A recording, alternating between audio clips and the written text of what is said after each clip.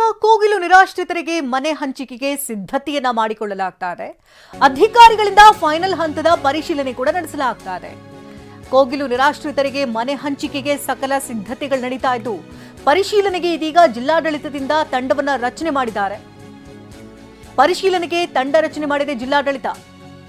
ಹಾಗಾದ್ರೆ ಯಾರ್ಯಾರು ಇರ್ತಾರೆ ಇದರಿಂದ ಗಮನಿಸೋದಾದ್ರೆ, ಎಸಿ ಇರ್ತಾರೆ, ಹಾಗೆ ಯಲಹಂಕದ ತಹಶೀಲ್ದಾರ್ ಇರ್ತಾರೆ, ಶಿರಸ್ತೇದಾರ್ ಇರ್ತಾರೆ, ಬೆಸ್ಕಾಂ ಅಧಿಕಾರಿಗಳು ಕೂಡ ಇರ್ತಾರೆ.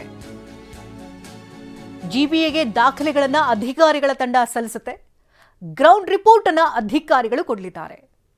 ಈಗ ಕೋಗಿಲು ನಿರಾಶ್ರಿತರಿಗೆ ಅಂದ್ರೆ 3 ದಿನಗಳಲ್ಲಿ ಮನೆ ಹಂಚಿಕೆ ಮಾಡಲಾಗುತ್ತೆ ಅಂತ ಹೇಳಲಾಗ್ತಾ ಇತ್ತು. ಆದರೆ ಅದು ಕಷ್ಟ ಸಾಧ್ಯ, ಬಹುಶಃ 1 ವಾರಗಳ ಕಾಲ ಮುಂದೂಡಬಹುದು ಅಂತ ಹೇಳಲಾಗ್ತಾ ಇದೆ.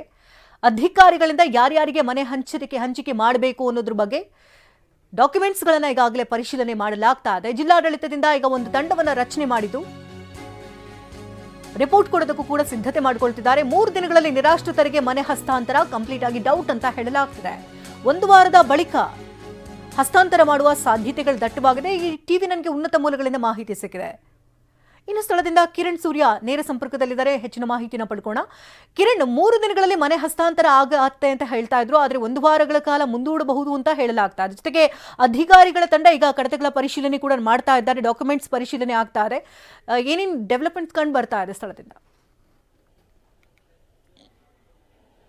ಹೌದು ಶಕುಂತಲಾ, ಈಗಾಗಲೇ ಕೂಡ ಕೋಗಿಲು ಲೇಔಟ್ನ ನಿವಾಸಿಗಳ ದಾಖಲಾತಿಗಳನ್ನು ಪರಿಶೀಲನೆ ಮಾಡಲಿಕ್ಕೆ ಈಗಾಗಲೇ ಕೂಡ ಕಂದಾಯ ಇಲಾಖೆ ಇರ್ಬೋದು, ಜಿಲ್ಲಾಡಳಿತ ಇರ್ಬೋದು, ಬೆಸ್ಕಾಂ, ಜಿಬಿಎ ಅಧಿಕಾರಿಗಳು ಬೆಳಗ್ಗಿನಿಂದಲೇ ಕೋಗಿಲು ಲೇಔಟ್ನಲ್ಲಿರುವಂತಹ ಸರ್ಕಾರಿ ಶಾಲೆಯಲ್ಲಿ ಪ್ರತಿಯೊಬ್ಬ ನಿವಾಸಿಯ ಪ್ರತಿಯೊಂದು ದಾಖಲೆಗಳನ್ನು, ಅಂದರೆ ಅವರ ಬಳಿ ಇರುವಂತಹ ವೋಟರ್ ಐ ಡಿ ಇರ್ಬೋದು, ಪ್ಯಾನ್ ಕಾರ್ಡ್ ಇರ್ಬೋದು, ರೇಷನ್ ಕಾರ್ಡ್ ಇರ್ಬೋದು, ಅಂದರೆ ಇವರು ಎಷ್ಟು ವರ್ಷಗಳಿಂದ ವೋಟ್ ಹಾಕಿದ್ರು, ಮತ್ತು ಇವರು ಯಾವ ಆಧಾರದಲ್ಲಿ ರೇಷನ್ ಕಾರ್ಡನ್ನು ತೆಗೆದುಕೊಂಡಿದ್ದಾರೆ, ರೇಷನನ್ನು ಪ್ರತಿ ತಿಂಗಳು ಕೂಡ ತೆಗೆದುಕೊಳ್ತಿದ್ದಾರೆ, ಯಾವ ಏರಿಯಾದಲ್ಲಿರುವಂತಹ ಸೊಸೈಟಿ ಅಂದರೆ ಡಿಪೋದಿಂದ ರೇಷನ್ನ ತೆಗೆದುಕೊಳ್ತಿದ್ದಾರೆ, ಈ ಎಲ್ಲ ಆಯಾಮಗಳಲ್ಲೂ ಕೂಡ ಈಗಾಗಲೇ ದಾಖಲೆಗಳನ್ನು ಪರಿಶೀಲನೆಯನ್ನು ಮಾಡ್ತಾ ಇರುವಂಥದ್ದು. ಸದ್ಯ ನನಗೆ ನಿಮಗೆ ಏನು ತೋರಿಸಿದೆ, ಎಲ್ಲ ಒಂದು ದಾಖಲೆಗಳನ್ನು ಕೂಡ ಪರಿಶೀಲನೆ ಮಾಡ್ತಾ ಇರುವಂಥದ್ದು.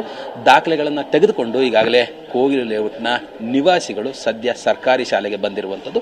ಪ್ರತಿಯೊಂದು ದಾಖಲಾತಿಗಳನ್ನು ಕೂಡ ಪರಿಶೀಲನೆ ಮಾಡ್ತಿದ್ದಾರೆ. ಅಂದರೆ ಕರೆಂಟ್ ಬಿಲ್ ಕೂಡ ಇದ್ದರೆ, ವಿದ್ಯುತ್ತನ್ನು ಯಾವ ಆಧಾರದಲ್ಲಿ ಪಡ್ಕೊಂಡಿದ್ರು, ವಿದ್ಯುತ್ತನ್ನು ಪಡ್ಕೊಳ್ಳಿಕ್ಕೆ ಏನೇನು ದಾಖಲೆಗಳನ್ನು ಕೊಟ್ಟಿದ್ರು, ಆ ದಾಖಲೆಗಳು ಎಷ್ಟು ವರ್ಷದಿಂದ ಇವರ ಬಳಿಗಿದೆ, ಮತ್ತೆ ಇವರಿಗೆ ಆ ದಾಖಲೆಗಳನ್ನು ಯಾವ ಮಾನದಂಡದ ಮೇಲೆ ಕೊಟ್ಟರು ನೋಡಿ, ಪ್ರತಿಯೊಂದು ದಾಖಲೆಯನ್ನು ಕೂಡ ತೆಗೆದುಕೊಂಡು ಬಂದಿದ್ದಾರೆ. ಇಲ್ಲಿ ಅವರ ಮಕ್ಕಳ ದಾಖಲೆ ಇದೆ. ಅಂದರೆ ಹೆಗಡೆ ನಗರದಲ್ಲಿರುವಂತಹ ಸರ್ಕಾರಿ ಕನ್ನಡ ಹಿರಿಯ ಪ್ರಾಥಮಿಕ ಪಾಠಶಾಲೆಯಲ್ಲಿ ಮಲ್ಲಪ್ಪ ಅನ್ನುವಂಥ ಒಂದು ಮಗು, ಆ ಮಗುವಿನ ಸರ್ಕಾರ ಅಂದರೆ ಶಾಲಾ ದಾಖಲಾತಿಯನ್ನು ತೆಗೆದುಕೊಂಡು ಬಂದಿರುವಂಥದ್ದು, ಅವರ ಹೆಂಡತಿಯ ಆಧಾರ್ ಕಾರ್ಡನ್ನು ತೆಗೆದುಕೊಂಡು ಬಂದಿರುವಂಥದ್ದು, ಇವರ ಬಳಿ ಏನೇನೆಲ್ಲ ದಾಖಲೆಗಳಿದೆಯೋ ಆ ಎಲ್ಲ ದಾಖಲೆಗಳನ್ನು ಕೂಡ ತೆಗೆದುಕೊಂಡು ಬಂದಿರುವಂಥದ್ದು. ಈ ಎಲ್ಲ ದಾಖಲೆಗಳನ್ನು ಪಡ್ಕೊಂಡು ಏನೇನೆಲ್ಲ ದಾಖಲೆಗಳನ್ನು ಕೊಟ್ಟಿದ್ದಾರೆ, ಏನೇನೆಲ್ಲ ದಾಖಲೆಗಳು ಬೇಕು, ಇವೆಲ್ಲವನ್ನು ಕೂಡ ಸಂಗ್ರಹಿಸಿ ಸರ್ಕಾರ ಅಂತಿಮವಾಗಿ ಯಾರಿಗೆ ಮನೆ ಕೊಡಬೇಕು ಅನ್ನುವಂಥ ನಿಟ್ಟಿನಲ್ಲಿ ತೀರ್ಮಾನ ಮಾಡುತ್ತೆ ಅನ್ನುವಂಥ ಮಾತುಗಳನ್ನು ಸದ್ಯ ಈಗ ಅಧಿಕಾರಿಗಳು ಹೇಳ್ತಾ ಇರುವಂಥದ್ದು. ಧನ್ಯವಾದ ಕಿರಣ್, ತಮ್ಮೆಲ್ಲ ಲೈವ್ ಅಪ್ಡೇಟ್ಸ್ಗಾಗಿ.